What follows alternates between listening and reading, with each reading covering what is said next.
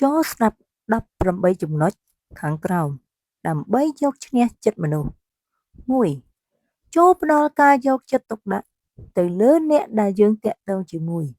មិនគួរនិយាយតែរឿងរបស់ខ្លួនឯងទេ 2. ចូលញញឹម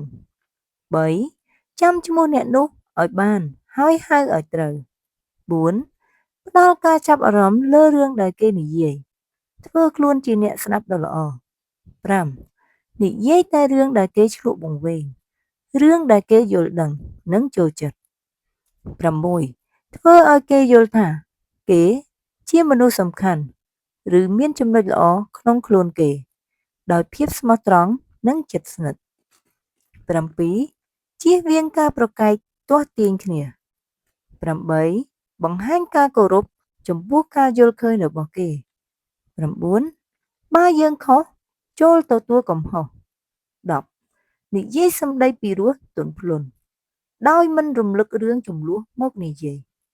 11. និយាយឲ្យគេព្រមទទួលថាមែន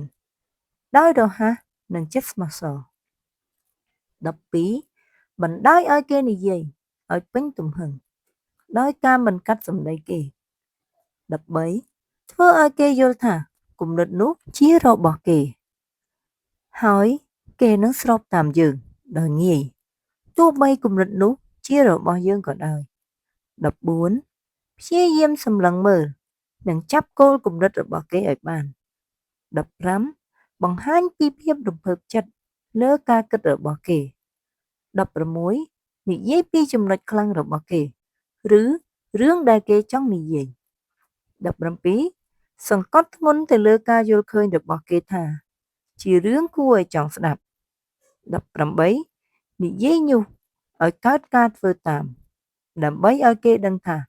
គេមិនអន់ជាងនរណាទេ